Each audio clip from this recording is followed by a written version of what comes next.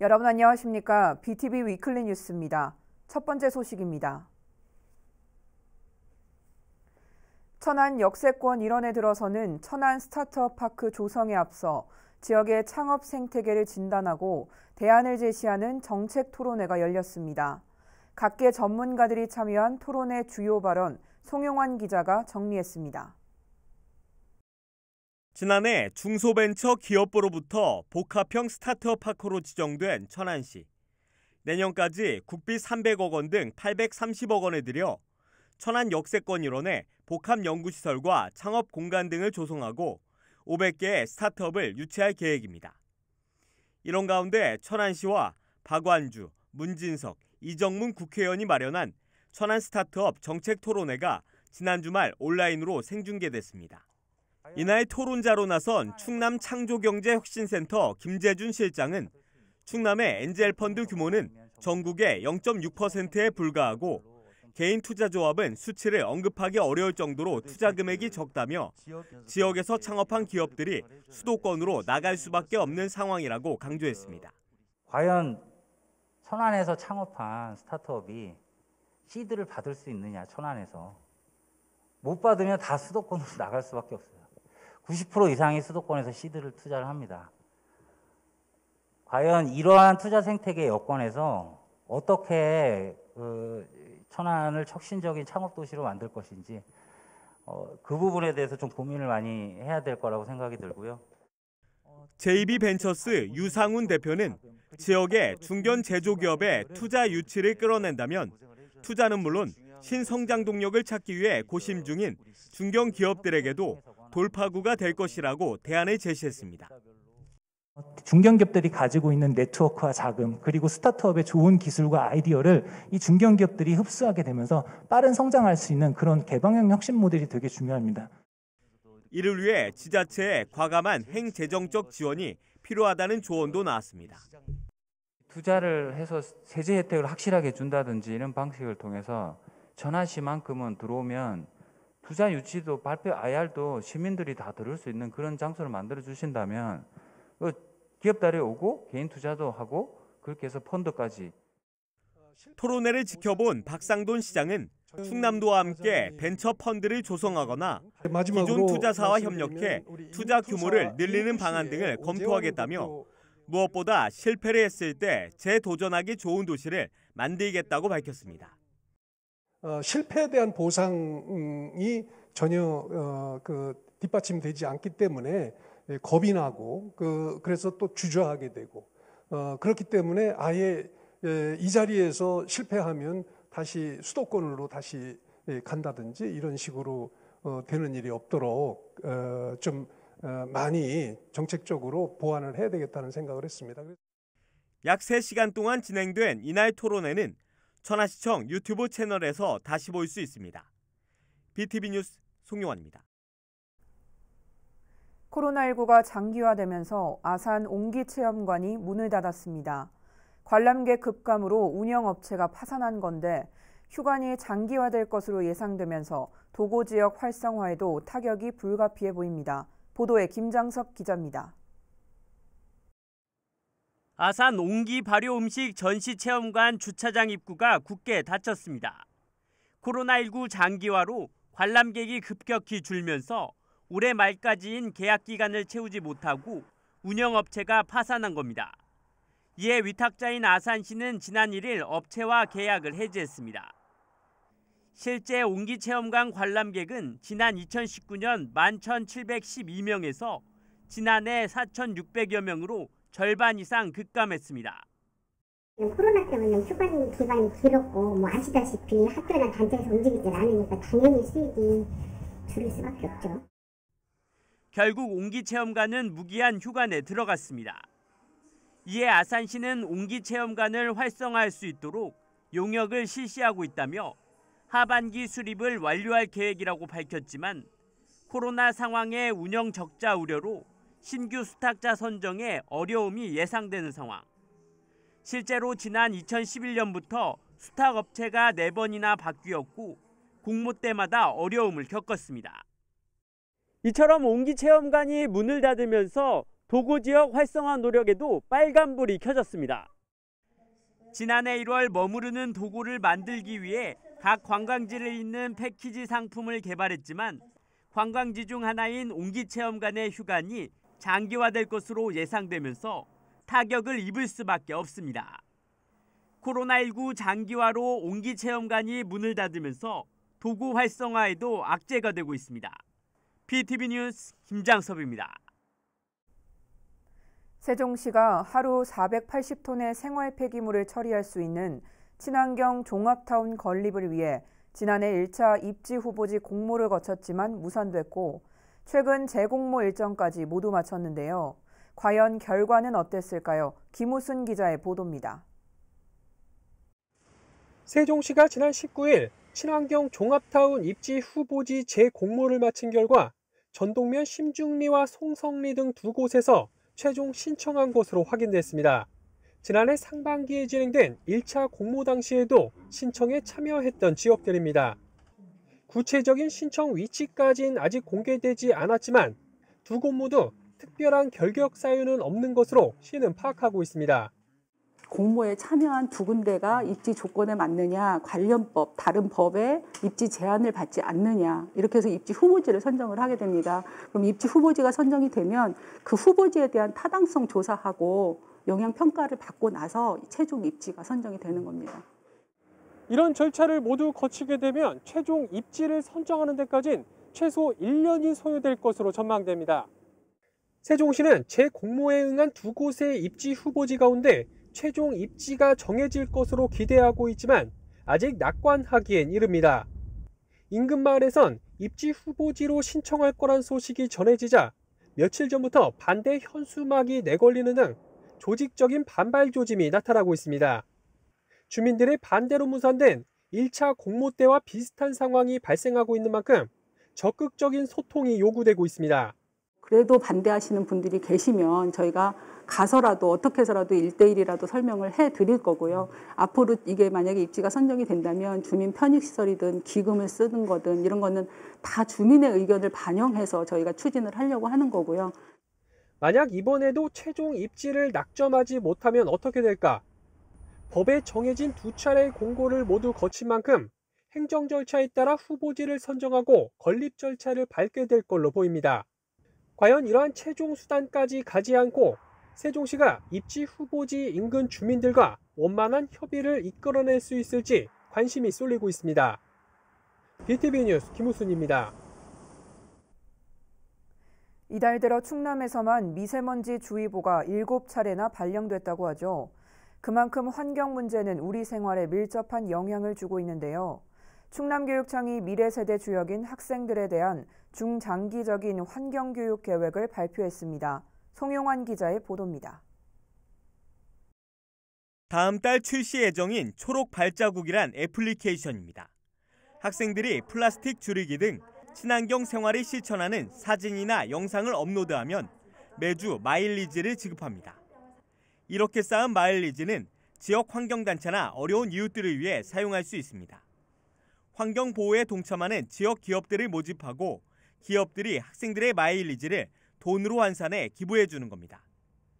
교육청은 새학기 시범 운영을 거쳐 오는 9월 모든 학교로 확대할 예정인데 연간 3억 원의 기부 실적을 거둘 수 있을 것으로 내다보고 있습니다. 실생활에서 환경 위해 실천하고 또 제 이름으로 환경단체에 기부까지 할 수 있다고 하니까 좋은 것 같아요. 충남교육청이 기후위기 극복을 위해 학교 환경교육을 강화하기로 하고 2030 종합계획을 내놨습니다. 유치원생과 초등학생은 체험 중심의 생태환경교육을, 중학생은 기후위기와 관련한 자유학년제 프로그램을, 고등학생은 고교학점제와 연계한 환경교육 과정을 운영할 계획입니다. 탄소 중립 실현을 위한 365 운동도 전개합니다. 전기 사용량과 쓰레기 배출량 등 3가지는 줄이고 환경 독서와 분리배출 등 6가지는 늘리고 학교별로 5가지 공통 과제를 정해 자율적으로 시행하는 겁니다. 이 밖에 환경교육에 대한 정책을 제안하는 충남학생 생태시민위원회와 생태문명 학생기자단도 운영합니다. 미래 세대인 우리 아이들이 사람과 자연, 자연과 환경에 공존하는 지속가능한 세상에서 살아갈 수 있도록 함께 지혜를 모아야만 합니다. 우리 학생들이 생태적 소양을 갖춘 생태 시민으로 성장해 갈 수 있도록 충남 환경교육을 꾸준하게 추진하겠습니다. 한편 충남은 지난해 10월 환경부로부터 전국 최초로 환경교육도시로 지정된 바 있습니다. BTV 뉴스 송용환입니다. 학교폭력 피해 학생의 학부모가 아산교육지원청 학폭 담당 변호사의 공개 사과를 요구하고 나섰습니다. 피해 학생의 편에 서야 할 변호사가 오히려 2차 피해를 줬다며 서면 사과할 때까지 무기한 1인 시위에 나서겠다고 밝혔습니다. 보도에 김장섭 기자입니다. 지난 1월 자녀가 학교폭력 피해를 입어 아산교육지원청 학교폭력 대책심의위에 참석한 신아롱 씨. 자녀와 함께 대기 중 교육지원청 소속 학폭위 전담 변호사의 말에 상처를 입었습니다. 처음 하신 말이 저희 피해 학생 아이가 있는데 친모 아니시죠? 이렇게 이야기를 하시더라고요. 물론 그걸 확인해야 되는 건 맞는데 예를 들면 사실혼이 아니시죠? 라고 이야기를 하던지 아니면 학부모를 따로 불러서 이야기하던지 이렇게 했을 수 있지 않았나 생각하거든요. 또한 가해자에 대한 조치가 어렵다는 말을 하는 등 조사 전부터 피해 학생과 학부모를 위축되게 만들고 녹음을 하지 않겠다는 입장에도 스마트폰을 제출하도록 강압적인 입장을 보였다며 인권 감수성이 없는 변호사가 학교폭력 전담 변호사를 맡는 것은 부적절하다는 입장입니다. 조사위를 들어가기도 전에 위축되게 만들었고 그런 전반 배경, 청소년에 대한 이해나 혹은 피해 학생이 그날 조사위를 가기 전에 느꼈을 심리적인 상태 이런 거에 대한 고려 전혀 없으셨다고 생각하고 현재 피해 학부모는 아산교육지원청에서 학폭위 전담 변호사의 공개 서면 사과를 요청하며 1인 시위에 들어간 상태. 이에 해당 변호사는 친모가 아니냐고 물었던 것은 학폭위 참석자 확인 과정에서 법적 절차를 이행하기 위해 물었던 것이며 학부모의 민원에 대해 국회에 가서 이야기하라고 한 것은 현재 제도적인 한계를 설명하기 위함이었다고 밝혔습니다. 또한 피해 학생을 고려하지 못한 발언에 대해서는 구두로 사과했다며 스마트폰 제출 등에 대해서는 법적인 문제가 전혀 없기 때문에 따로 서면 사과할 계획은 없다고 말했습니다. 한편 충남도교육청은 이와 관련해 재발 방지를 위한 대응 매뉴얼을 만들고 청소년 상담과 인권 감수성 등에 대한 교육을 실시하겠다고 답했습니다. BTV 뉴스 김장섭입니다. 정부가 국가 균형 발전을 강조하고 있지만 현실은 수도권 집중이 갈수록 심화되는 양상이죠. 이에 따라 충청권 4개 시도가 행복도시를 중심으로 수도권에 맞설 수 있는 대도시권, 이른바 메가시티를 건설하기 위해 손을 맞잡았다고 합니다. 어떤 내용인지 김우순 기자가 취재했습니다. 세종시와 대전시 그리고 충청북도와 충청남도 이른바 충청권 4개 시도가 행복도시를 중심으로 한 광역계획 권역을 확대하기로 합의했습니다. 광역계획 권역이란 2개 이상의 시도가 모여 만드는 상위 도시계획 개념으로 인접한 도시 간의 도로나 철도, 산업축을 구축하기 위한 도시계획의 밑그림이 됩니다. 행복도시 광역계획 권역은 지난 2006년 처음 지정됐지만 이후 세종시가 정식 출범하는 등 시대 여건 변화에 대응하기 위해선 개선이 필요하다는 지적이 제기돼 왔고 여기에 4개 시도가 함께 뜻을 모은 겁니다. 핵심은 광역계획 권역의 대폭 확대입니다. 기존엔 옛 연기군을 포함해 행복도시와 인접한 7개 시군에 한정됐었지만 변경안을 보면 모두 22개 시군으로 확대돼 충남의 경우 천안과 아산을 비롯해 홍성과 보령, 서천까지도 대거 포함됐습니다. 이에 따라 전체 면적은 기존 3,597제곱킬로미터에서 12,193제곱킬로미터로 3배 이상 늘고 여기에 살고 있는 인구 역시 258만 명에서 460만 명으로 200만 명 이상 늘게 됩니다. 계획처럼 행복도시 광역계획 권역 확대가 현실화될 경우 충청권 메가시티 건설의 초석이 될 걸로 보입니다. 행복청은 시도별 공청회 등을 거쳐 올해 말까지 행복도시 광역계획권역 변경안을 담은 2040년 행복도시권 광역도시계획을 수립할 예정이라고 밝혔습니다. 행복도시를 통한 국가균형발전 성과가 나타나도록 광역권 상생 협력을 강화하겠습니다. 충청권 4개 시도와 공동으로 행복도시 광역계획권을 새로 설정하고 긴밀한 연계 협력을 위해서 광역도시계획을 수립하겠습니다. 수도권에 대응할 수 있는 충청권 대도시권 형성이 현실화될 수 있을지 관심이 쏠리고 있습니다. BTV 뉴스 김우순입니다. 충남 아산 프로축구단의 선수 영입을 놓고 논란이 일고 있습니다. 영입을 발표한 선수들이 폭행과 음주운전 등 사회적 무리를 빚은 것으로 확인되면서 영입에 부적절하다는 지적이 일고 있습니다. 보도에 김장석 기자입니다. 지난 22일 충남 아산 프로축구단은 올 시즌 전력 보강을 위해 지난해 제1리그 베갈타 센다이에서 경기를 뛴 일본인 미드필더 료에이 미치부치 선수와 울산현대 출신의 미드필더 이상민 선수를 영입했다고 밝혔습니다. 문제는 두 선수 모두 사회적 무리를 일으킨 이력이 있다는 점입니다.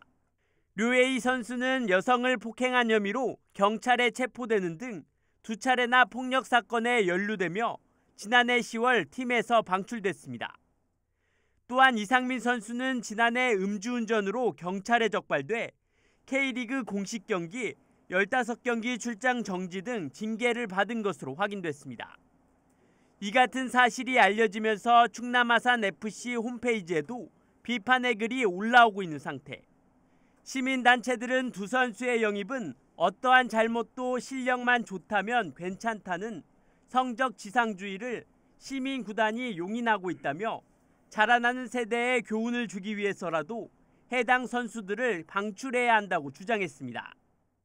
네, 현실적으로 성과주의나 성적 지상주의 때문에 이런 선수들의 그 범죄나 과거를 다 이제 지워버리고 면죄부를 주는 듯한 이런 것들은 지양해야 되고. 이에 대해 구단 측은 내부에서 심도 있는 논의를 거쳐 영입을 결정했다며 사회에 무리를 일으키거나 선수와 구단의 품위를 떨어뜨리는 행동을 하지 않겠다는 확답을 받았다고 해명했습니다. 최근 스포츠계 학교 폭력이 화두가 되면서 실력보다는 인성과 도덕성이 중요하다는 것을 보여주고 있는 가운데 오히려 충남 아산 FC가 역행을 하면서 비판을 피하기는 어렵게 됐습니다. BTV 뉴스 김장섭입니다. 지난해 국회 세종의사당 설계비 127억 원이 반영되면서 행정수도 완성에 대한 기대감이 더 높아지고 있는데요. 이런 가운데 세종시청의 행정수도 이전에 대한 국민적 공감대 형성을 위한 작지만 의미 있는 홍보 전시관이 마련됐다고 합니다. 김우순 기자의 보도입니다. 박정희 전 대통령이 대한민국의 행정수도를 지금의 서울에서 충남 공주와 연기군으로 옮기기 위해 작성했던 백지계획. 당시 계획에 수록된 종합계획도를 기반으로 만든 모형이 세종시청에 전시됐습니다. 또 다른 한쪽엔 행정수도 이전에 대한 의지를 드러낸 역대 대통령들의 발언을 볼 수 있습니다. 1971년 신민당 대선 후보였던 김대중 전 대통령이 충청권을 행정수도로 정하겠다고 한 발언부터 세종시를 실질적 대한민국 행정수도로 만들겠다고 한 문재인 대통령의 후보 시절 발언까지 나열되어 있습니다. 행정수도 세종의 과거와 현재 그리고 미래를 한눈에 볼 수 있는 홍보 전시관이 이곳 세종시청 1층 로비에 마련됐습니다. 이곳에선 백지계획 모형과 역대 대통령 발언을 비롯해 행정수도 건설의 필요성과 해외 건설 사례, 그리고 미래 행정수도 완성의 모습을 엿볼 수 있습니다. 행정수도 했는데 이게 좀 멀리만 있었는데 정말 이제 체감이 되는 것 같습니다. 빨리 진짜로 현실로 이 모습을 보는 그날을 꿈꿔보는 그런 시간이었습니다. 세종시는 인구의 수도권 집중이 더 심화되고 있는 상황에서 앞으로 이곳을 국가 균형 발전의 핵심인 행정수도 완성에 대한 국민적 공감대를 형성해 나가는 공간으로 지속 활용해 나갈 계획이라고 밝혔습니다. 앞으로 이 공간은 계속해서 좀 업데이트해 나가면서 앞으로 국회 세종이사당이라든지 앞으로 헌법 개정을 통해서 대한민국의 수도로 명실공히 만들어내는 그런 일들을 하는 데 있어서 우리 시민들의 뜻을 담아내는 그런 공간으로 활용이 될 것입니다. BTV 뉴스 김우순입니다. 코로나19 방역 수칙을 어겨 방역 당국으로부터 과태료 처분을 받게 된 최교진 세종시 교육감이 공식 사과했습니다. 최 교육감은 지난 16일 한 식당에서 퇴임 예정인 교원 등 5명과 함께 오찬 간담회를 가졌고, 이에 대해 중앙사고수습본부는 사적 모임으로 판단된다는 내용의 공문을 발송했습니다. 이에 대해 최 교육감은 중수본의 판단을 존중하고 교육 공동체를 비롯한 시민 여러분께 사과드린다며 앞으로 경각심을 더 갖고 방역에 최선을 다하겠다고 말했습니다. 세종시 전이면에 위치한 비암사의 극락보전이 보물제 2119호로 지정됐습니다. 이번 보물 지정은 세종시 건축물 가운데서는 최초입니다. 비암사 극락보전은 구한말 양난 이후 널리 건립된 유형으로 사찰 경제가 축소된 시대상이 잘 반영돼 있어 국가 지정 문화재로서 역사나 건축, 학술 가치를 인정받고 있습니다. 한편 비암사는 극락보전을 포함해 국보 1점과 보물 2점, 유형문화재 4점이 남아있는 세종시의 유서 깊은 사찰로 꼽힙니다. 여야가 이달까지 열기로 합의했던 세종의사당 설치에 관한 공청회가 국회 운영위원회에서 진술인들의 의견을 듣는 방식으로 열렸습니다. 전문가들의 진술을 토대로 향후 어떤 점이 쟁점이 될 것인지 짚어봤습니다. 김우순 기자입니다. 이번 공청회에서 나온 전문가들의 진술은 국회 이전 규모와 위원 소지 문제에 집중됐습니다. 야당 추천 진술인으로 나온 노동일 경희대 교수는 국회 세종의사당 설치를 적극 추진하는 데 찬성한다면서도 당장은 국회의 완전 혹은 부분 이전 등이 아니라 시급한 과제인 상임위 회의나 국정감사 등을 할 수 있는 시설 마련으로 충분하다고 본다고 말했습니다. 그러면서 박완주 의원이 대표 발의한 국회법 개정안처럼 세종시에 있는 11개 상임위원회와 예산결산특별위원회는 세종의사당에서 회의를 열도록 할 수 있는 시설을 신속히 마련하는 게 가장 합리적인 방안이라고 덧붙였습니다. 역시 야당 추천 진술인으로 나온 임종훈 홍익대 교수는 현재 국회에서 논의 중인 국회법 개정안 2건에 대한 위헌 소지 여부를 집중적으로 다뤘습니다. 홍성국 의원이 대표 발의한 개정안의 경우 국회와 대통령이 모두 세종시로 이전하는 것은 아니어도 두 기관 중에서 국민 대표성이 보다 강한 국회 전체가 세종시로 이전하는 것이므로 수도 이전에 해당될 수 있고 따라서 헌법 위반이 될 가능성이 크다고 봤습니다. 반면 박완주 의원이 대표 발의한 개정안은 국회의 일부 기능만을 세종시로 이전함으로써 위헌 가능성을 해소하려 노력했다고 평가하면서도 국회 내부 조직이 서울과 세종으로 나뉨으로써 발생하는 문제의 해결 방안에 대해선 의문을 드러냈습니다. 결국 근본 대책은 헌법을 개정해 국회와 정부를 전부 세종시로 이전하는 것이 정도라며 이제라도 이 문제를 해결하기 위한 국민적 논의와 합의가 필요하다고 밝혔습니다. 이에 대해 여당 추천 진술인으로 나온 최종호 변호사는 국회 본회의가 서울 국회의사당에서 열리는 이상 일부 상임위원회가 세종시에서 열린다는 이유로 국회의 직무 소재지가 이전됐다고 평가할 수 없다는 취지로 세종의사당 설치는 위헌 요소가 아니란 분석 결과를 내놨습니다.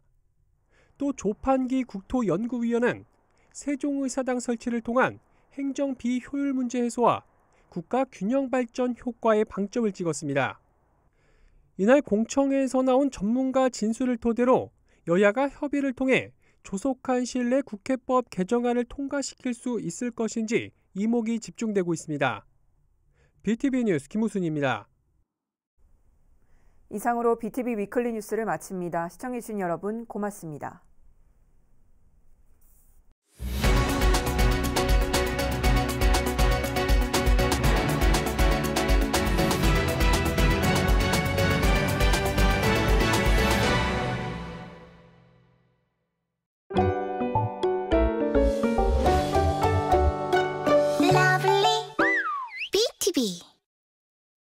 BTV 위클리 뉴스 시작하겠습니다. 첫 번째 소식입니다.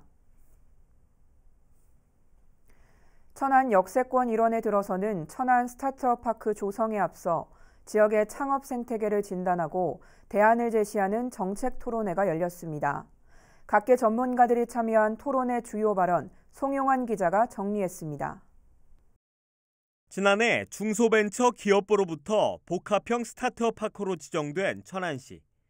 내년까지 국비 300억 원 등 830억 원을 들여 천안 역세권 일원에 복합 연구시설과 창업 공간 등을 조성하고 500개의 스타트업을 유치할 계획입니다.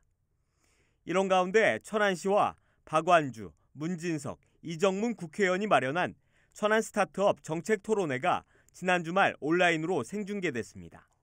이날 토론자로 나선 충남 창조경제혁신센터 김재준 실장은 충남의 엔젤펀드 규모는 전국의 0.6%에 불과하고 개인 투자조합은 수치를 언급하기 어려울 정도로 투자 금액이 적다며 지역에서 창업한 기업들이 수도권으로 나갈 수밖에 없는 상황이라고 강조했습니다. 과연 천안에서 창업한 스타트업이 시드를 받을 수 있느냐, 천안에서. 못 받으면 다 수도권으로 나갈 수밖에 없어요. 90% 이상이 수도권에서 시드를 투자를 합니다. 과연 이러한 투자 생태계 여건에서 어떻게 천안을 혁신적인 창업 도시로 만들 것인지 그 부분에 대해서 좀 고민을 많이 해야 될 거라고 생각이 들고요. JB벤처스 유상훈 대표는 지역의 중견 제조기업의 투자 유치를 끌어낸다면 투자는 물론 신성장 동력을 찾기 위해 고심 중인 중견 기업들에게도 돌파구가 될 것이라고 대안을 제시했습니다. 중견기업들이 가지고 있는 네트워크와 자금 그리고 스타트업의 좋은 기술과 아이디어를 이 중견기업들이 흡수하게 되면서 빠른 성장할 수 있는 그런 개방형 혁신 모델이 되게 중요합니다.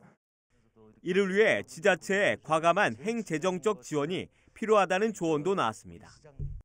투자를 해서 세제 혜택을 확실하게 준다든지 이런 방식을 통해서 천안시만큼은 들어오면 투자 유치도 발표 IR도 시민들이 다 들을 수 있는 그런 장소를 만들어 주신다면 기업들이 오고 개인 투자도 하고 그렇게 해서 펀드까지. 토론회를 지켜본 박상돈 시장은 충남도와 함께 벤처 펀드를 조성하거나 기존 투자사와 협력해 투자 규모를 늘리는 방안 등을 검토하겠다며 무엇보다 실패를 했을 때 재도전하기 좋은 도시를 만들겠다고 밝혔습니다. 실패에 대한 보상이 전혀 뒷받침되지 않기 때문에 겁이 나고 그래서 또 주저하게 되고 그렇기 때문에 아예 이 자리에서 실패하면 다시 수도권으로 다시 간다든지 이런 식으로 되는 일이 없도록 좀 많이 정책적으로 보완을 해야 되겠다는 생각을 했습니다. 약 3시간 동안 진행된 이날 토론회는 천안시청 유튜브 채널에서 다시 볼 수 있습니다. BTV 뉴스 송용환입니다. 코로나19가 장기화되면서 아산 옹기체험관이 문을 닫았습니다. 관람객 급감으로 운영업체가 파산한 건데 휴관이 장기화될 것으로 예상되면서 도고 지역 활성화에도 타격이 불가피해 보입니다. 보도에 김장섭 기자입니다.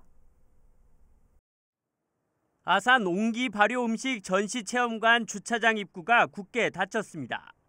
코로나19 장기화로 관람객이 급격히 줄면서 올해 말까지인 계약 기간을 채우지 못하고 운영업체가 파산한 겁니다.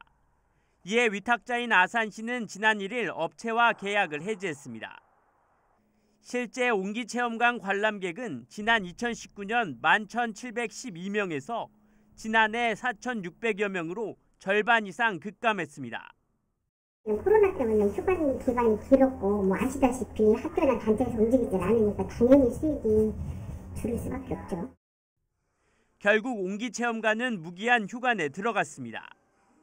이에 아산시는 옹기체험관을 활성화할 수 있도록 용역을 실시하고 있다며 하반기 수립을 완료할 계획이라고 밝혔지만 코로나 상황의 운영 적자 우려로 신규 수탁자 선정에 어려움이 예상되는 상황. 실제로 지난 2011년부터 수탁업체가 4번이나 바뀌었고 공모 때마다 어려움을 겪었습니다. 이처럼 옹기체험관이 문을 닫으면서 도고 지역 활성화 노력에도 빨간불이 켜졌습니다. 지난해 1월 머무르는 도구를 만들기 위해 각 관광지를 잇는 패키지 상품을 개발했지만 관광지 중 하나인 옹기체험관의 휴관이 장기화될 것으로 예상되면서 타격을 입을 수밖에 없습니다. 코로나19 장기화로 옹기체험관이 문을 닫으면서 도구 활성화에도 악재가 되고 있습니다. PTV 뉴스 김장섭입니다.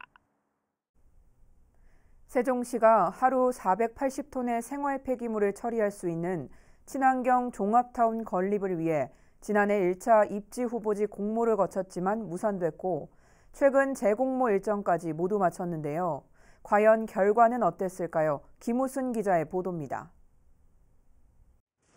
세종시가 지난 19일 친환경 종합타운 입지 후보지 재공모를 마친 결과 전동면 심중리와 송성리 등 두 곳에서 최종 신청한 것으로 확인됐습니다. 지난해 상반기에 진행된 1차 공모 당시에도 신청에 참여했던 지역들입니다. 구체적인 신청 위치까지는 아직 공개되지 않았지만 두 곳 모두 특별한 결격 사유는 없는 것으로 시는 파악하고 있습니다. 공모에 참여한 두 군데가 입지 조건에 맞느냐, 관련법, 다른 법에 입지 제한을 받지 않느냐, 이렇게 해서 입지 후보지를 선정을 하게 됩니다. 그럼 입지 후보지가 선정이 되면 그 후보지에 대한 타당성 조사하고 영향평가를 받고 나서 최종 입지가 선정이 되는 겁니다. 이런 절차를 모두 거치게 되면 최종 입지를 선정하는 데까지는 최소 1년이 소요될 것으로 전망됩니다. 세종시는 재공모에 응한 두 곳의 입지 후보지 가운데 최종 입지가 정해질 것으로 기대하고 있지만 아직 낙관하기엔 이릅니다. 인근 마을에선 입지 후보지로 신청할 거란 소식이 전해지자 며칠 전부터 반대 현수막이 내걸리는 등 조직적인 반발 조짐이 나타나고 있습니다. 주민들의 반대로 무산된 1차 공모 때와 비슷한 상황이 발생하고 있는 만큼 적극적인 소통이 요구되고 있습니다. 그래도 반대하시는 분들이 계시면 저희가 가서라도 어떻게 해서라도 1대1이라도 설명을 해드릴 거고요. 앞으로 이게 만약에 입지가 선정이 된다면 주민 편익시설이든 기금을 쓰는 거든 이런 거는 다 주민의 의견을 반영해서 저희가 추진을 하려고 하는 거고요. 만약 이번에도 최종 입지를 낙점하지 못하면 어떻게 될까? 법에 정해진 두 차례의 공고를 모두 거친 만큼 행정 절차에 따라 후보지를 선정하고 건립 절차를 밟게 될 걸로 보입니다. 과연 이러한 최종 수단까지 가지 않고 세종시가 입지 후보지 인근 주민들과 원만한 협의를 이끌어낼 수 있을지 관심이 쏠리고 있습니다. BTV 뉴스 김우순입니다. 이달 들어 충남에서만 미세먼지 주의보가 7차례나 발령됐다고 하죠. 그만큼 환경 문제는 우리 생활에 밀접한 영향을 주고 있는데요. 충남교육청이 미래세대 주역인 학생들에 대한 중장기적인 환경교육 계획을 발표했습니다. 송용환 기자의 보도입니다. 다음 달 출시 예정인 초록 발자국이란 애플리케이션입니다. 학생들이 플라스틱 줄이기 등 친환경 생활을 실천하는 사진이나 영상을 업로드하면 매주 마일리지를 지급합니다. 이렇게 쌓은 마일리지는 지역 환경단체나 어려운 이웃들을 위해 사용할 수 있습니다. 환경보호에 동참하는 지역 기업들을 모집하고 기업들이 학생들의 마일리지를 돈으로 환산해 기부해 주는 겁니다. 교육청은 새학기 시범 운영을 거쳐 오는 9월 모든 학교로 확대할 예정인데 연간 3억 원의 기부 실적을 거둘 수 있을 것으로 내다보고 있습니다. 실생활에서 환경 위해 실천하고 또 제 이름으로 환경단체에 기부까지 할 수 있다고 하니까 좋은 것 같아요. 충남교육청이 기후위기 극복을 위해 학교 환경교육을 강화하기로 하고 2030 종합계획을 내놨습니다. 유치원생과 초등학생은 체험 중심의 생태환경교육을, 중학생은 기후위기와 관련한 자유학년제 프로그램을, 고등학생은 고교학점제와 연계한 환경교육 과정을 운영할 계획입니다. 탄소 중립 실현을 위한 365 운동도 전개합니다. 전기 사용량과 쓰레기 배출량 등 3가지는 줄이고 환경 독서와 분리배출 등 6가지는 늘리고 학교별로 5가지 공통과제를 정해 자율적으로 시행하는 겁니다. 이 밖에 환경교육에 대한 정책을 제안하는 충남학생 생태시민위원회와 생태문명 학생기자단도 운영합니다. 미래 세대인 우리 아이들이 사람과 자연과 환경이 공존하는 지속가능한 세상에서 살아갈 수 있도록 함께 지혜를 모아야만 합니다. 우리 학생들이 생태적 소양을 갖춘 생태 시민으로 성장해 갈 수 있도록 충남 환경교육을 꾸준하게 추진하겠습니다. 한편 충남은 지난해 10월 환경부로부터 전국 최초로 환경교육도시로 지정된 바 있습니다. BTV 뉴스 송용환입니다. 학교폭력 피해 학생의 학부모가 아산교육지원청 학폭 담당 변호사의 공개 사과를 요구하고 나섰습니다. 피해 학생의 편에 서야 할 변호사가 오히려 2차 피해를 줬다며 서면 사과할 때까지 무기한 1인 시위에 나서겠다고 밝혔습니다. 보도에 김장섭 기자입니다. 지난 1월 자녀가 학교폭력 피해를 입어 아산교육지원청 학교폭력 대책심의위에 참석한 신하롱 씨. 자녀와 함께 대기 중 교육지원청 소속 학폭위 전담 변호사의 말에 상처를 입었습니다.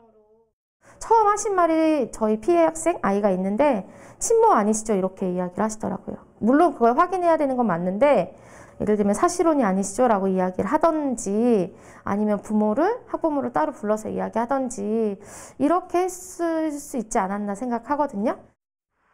또한 가해자에 대한 조치가 어렵다는 말을 하는 등 조사 전부터 피해 학생과 학부모를 위축되게 만들고 녹음을 하지 않겠다는 입장에도 스마트폰을 제출하도록 강압적인 입장을 보였다며 인권 감수성이 없는 변호사가 학교폭력 전담 변호사를 맡는 것은 부적절하다는 입장입니다. 조사위를 들어가기도 전에 위축되게 만들었고 그런 전반 배경, 청소년에 대한 이해나 혹은 피해 학생이 그날 조사위를 가기 전에 느꼈을 심리적인 상태 이런 거에 대한 고려 전혀 없으셨다고 생각하고 현재 피해 학부모는 아산교육지원청에서 학폭위 전담 변호사의 공개 서면 사과를 요청하며 1인 시위에 들어간 상태. 이에 해당 변호사는 친모가 아니냐고 물었던 것은 학폭위 참석자 확인 과정에서 법적 절차를 이행하기 위해 물었던 것이며 학부모의 민원에 대해 국회에 가서 이야기하라고 한 것은 현재 제도적인 한계를 설명하기 위함이었다고 밝혔습니다. 또한 피해 학생을 고려하지 못한 발언에 대해서는 구두로 사과했다며 스마트폰 제출 등에 대해서는 법적인 문제가 전혀 없기 때문에 따로 서면 사과할 계획은 없다고 말했습니다. 한편 충남도 교육청은 이와 관련해 재발 방지를 위한 대응 매뉴얼을 만들고 청소년 상담과 인권 감수성 등에 대한 교육을 실시하겠다고 답했습니다. BTV 뉴스 김장섭입니다. 정부가 국가 균형 발전을 강조하고 있지만 현실은 수도권 집중이 갈수록 심화되는 양상이죠. 이에 따라 충청권 4개 시도가 행복도시를 중심으로 수도권에 맞설 수 있는 대도시권, 이른바 메가시티를 건설하기 위해 손을 맞잡았다고 합니다. 어떤 내용인지 김우순 기자가 취재했습니다. 세종시와 대전시 그리고 충청북도와 충청남도 이른바 충청권 4개 시도가 행복도시를 중심으로 한 광역계획 권역을 확대하기로 합의했습니다. 광역계획 권역이란 2개 이상의 시도가 모여 만드는 상위 도시계획 개념으로 인접한 도시 간의 도로나 철도, 산업축을 구축하기 위한 도시계획의 밑그림이 됩니다.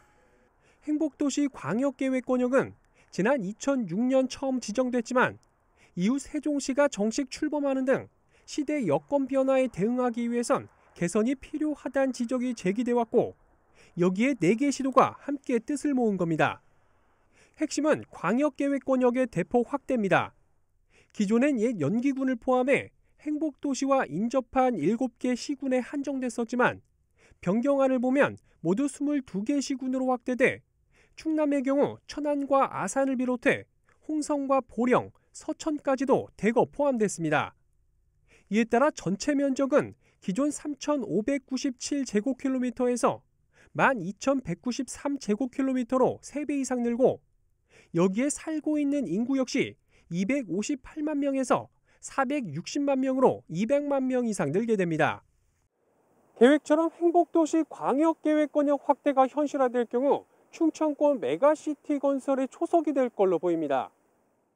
행복청은 시도별 공청회 등을 거쳐 올해 말까지 행복도시 광역계획권역 변경안을 담은 2040년 행복도시권 광역도시계획을 수립할 예정이라고 밝혔습니다. 행복도시를 통한 국가균형발전 성과가 나타나도록 광역권 상생 협력을 강화하겠습니다. 충청권 4개 시도와 공동으로 행복도시 광역계획권을 새로 설정하고 긴밀한 연계 협력을 위해서 광역도시계획을 수립하겠습니다. 수도권에 대응할 수 있는 충청권 대도시권 형성이 현실화될 수 있을지 관심이 쏠리고 있습니다. BTV 뉴스 김우순입니다. 충남 아산 프로축구단의 선수 영입을 놓고 논란이 일고 있습니다. 영입을 발표한 선수들이 폭행과 음주운전 등 사회적 물의를 빚은 것으로 확인되면서 영입에 부적절하다는 지적이 일고 있습니다. 보도에 김장석 기자입니다. 지난 22일 충남 아산 프로축구단은 올 시즌 전력 보강을 위해 지난해 제1리그 베갈타 센다이에서 경기를 뛴 일본인 미드필더 료에이 미치부치 선수와 울산현대 출신의 미드필더 이상민 선수를 영입했다고 밝혔습니다. 문제는 두 선수 모두 사회적 물의를 일으킨 이력이 있다는 점입니다. 료에이 선수는 여성을 폭행한 혐의로 경찰에 체포되는 등 두 차례나 폭력 사건에 연루되며 지난해 10월 팀에서 방출됐습니다. 또한 이상민 선수는 지난해 음주운전으로 경찰에 적발돼 K리그 공식 경기 15경기 출장 정지 등 징계를 받은 것으로 확인됐습니다. 이 같은 사실이 알려지면서 충남 아산 FC 홈페이지에도 비판의 글이 올라오고 있는 상태. 시민단체들은 두 선수의 영입은 어떠한 잘못도 실력만 좋다면 괜찮다는 성적 지상주의를 시민구단이 용인하고 있다며 자라나는 세대에 교훈을 주기 위해서라도 해당 선수들을 방출해야 한다고 주장했습니다. 네, 현실적으로 성과주의나 성적 지상주의 때문에 이런 선수들의 그 범죄나 과거를 다 이제 지워버리고 면죄부를 주는 듯한 이런 것들은 지양해야 되고. 이에 대해 구단 측은 내부에서 심도 있는 논의를 거쳐 영입을 결정했다며 사회에 물의를 일으키거나 선수와 구단의 품위를 떨어뜨리는 행동을 하지 않겠다는 확답을 받았다고 해명했습니다. 최근 스포츠계 학교 폭력이 화두가 되면서 실력보다는 인성과 도덕성이 중요하다는 것을 보여주고 있는 가운데 오히려 충남 아산 FC가 역행을 하면서 비판을 피하기는 어렵게 됐습니다. BTV 뉴스 김장섭입니다. 지난해 국회 세종의사당 설계비 127억 원이 반영되면서 행정수도 완성에 대한 기대감이 더 높아지고 있는데요. 이런 가운데 세종시청의 행정수도 이전에 대한 국민적 공감대 형성을 위한 작지만 의미 있는 홍보 전시관이 마련됐다고 합니다. 김우순 기자의 보도입니다. 박정희 전 대통령이 대한민국의 행정수도를 지금의 서울에서 충남 공주와 연기군으로 옮기기 위해 작성했던 백지계획. 당시 계획에 수록된 종합계획도를 기반으로 만든 모형이 세종시청에 전시됐습니다. 또 다른 한쪽엔 행정수도 이전에 대한 의지를 드러낸 역대 대통령들의 발언을 볼 수 있습니다. 1971년 신민당 대선 후보였던 김대중 전 대통령이 충청권을 행정수도로 정하겠다고 한 발언부터 세종시를 실질적 대한민국 행정수도로 만들겠다고 한 문재인 대통령의 후보 시절 발언까지 나열되어 있습니다. 행정수도 세종의 과거와 현재 그리고 미래를 한눈에 볼 수 있는 홍보 전시관이 이곳 세종시청 1층 로비에 마련됐습니다.